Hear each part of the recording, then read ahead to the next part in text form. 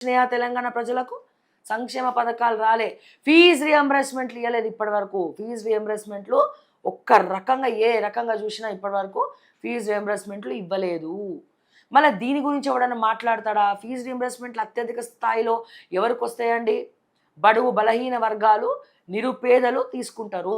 మరి బీసీల గురించి మాట్లాడేటువంటి వాళ్ళు, రిజర్వేషన్ల గురించి వాళ్ళు మా విద్యార్థులకు ఇప్పటి వరకు ఫీజు రియంబర్స్మెంట్లు తెలంగాణ గవర్నమెంట్ ఇవ్వలేదు అని చెప్పడంలో ఫెయిల్ అయిపోయినారు. కేవలం వీళ్ళ రాజకీయం కోసం, రాజకీయ పదవుల కోసమే కొత్త బిచ్చమెత్తుకున్నటువంటి బిచ్చగాళ్ళు రోడ్లపైన తిరుగుతున్నారు. ఇది గుర్తుపెట్టుకోవాల్సినటువంటి విషయము. రేవంత్ రెడ్డి 2025 సంవత్సరంలో తెలంగాణ ప్రజలను, బీసీలను మోసం చేయడం జరిగింది. తడిగుడ్డతోటి గొంతు కోయడం జరిగింది. ఎన్నో గప్పాలు కొట్టడం జరిగింది. కానీ ఒక్కటి కూడా నెరవేర్చలే. అడ్మినిస్ట్రేషన్ చూద్దాం. ఒకవైపు అడ్మినిస్ట్రేషన్ చూస్తే అడ్మినిస్ట్రేషన్ కూడా టోటల్ కొలాప్స్. తెలంగాణలో అరే బై రేవంత్ రెడ్డి వచ్చే ఏం లాభం? మొత్తం అడ్మినిస్ట్రేషన్ సర్వనాశనం చేసి పెట్టిండు. ఒక్క ఐఏఎస్ ఆఫీసర్ కూడా రేవంత్ మాట ఇంటలేడు. మొత్తం కోట్లు దోచుకుంటున్నారు.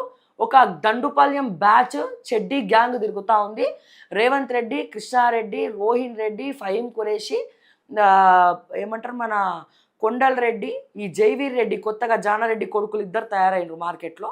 సో వీళ్ళందరూ కలిసి ఒక దండుపాల్యం బ్యాచ్ లాగా భూముల మీద పడ్డారు. ఓకే, సో ఇవన్నీ కూడా ఇప్పుడు కొత్తగా ఎవరో షాడో అంట. మళ్ళీ షాడో ఎవరో తెలియదు. ఎవరు? మాధవిలత అంట, రేవంత్ రెడ్డి వాళ్ళ సన్నిహితుడు భార్య, బిజినెస్ పార్ట్నర్ భార్య.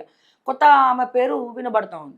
సో ఎక్కడ ఏ రకంగా చూసినా, ఎక్కడ వేసిన గొంగలు అక్కడనే ఉంది. వీటన్నిటి మధ్యలో తెలంగాణను నిర్దాక్షణంగా చీకట్లోకి నెట్టేయడం జరిగింది కాంగ్రెస్ గవర్నమెంటు. సో ఏమైపోయింది ఇప్పుడు? బీజేపీ వాళ్ళు 2025 సంవత్సరంలో మాట్లాడలే.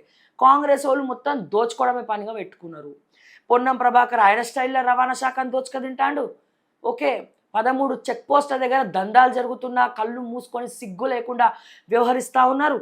ఓకే, ఏ శాఖ చూసినా సోషల్ వెల్ఫేర్ చూస్తేనండి ఇప్పటి వరకు మన గురుకుల హాస్టళ్లకు ఒక్కడంటే ఒక్క పైసా ఇవ్వలేదండి. ఇక ఎమ్మెల్యేల పరిస్థితి అయితే వర్ణనాతీతం. సిగ్గు. అట్లీస్ట్ బీఆర్ఎస్ ఎమ్మెల్యేల కంటే గతకుముందు సంపాదించుకున్న పైసలన్నీ ఏమైనా మార్కెట్లో తిరగడానికి ఉన్నాయి. కానీ కాంగ్రెస్ ఎమ్మెల్యేలు అయితే చాలామంది అప్పులు చేసి మరి ఫండింగ్ సేకరించి మరి వాళ్ళు నించొని గెలిచినారండి. 100 కోట్ల రూపాయలు ఖర్చు పెట్టి. అట్లీస్ట్ ముఖ్యమంత్రి ఏమంటారంటే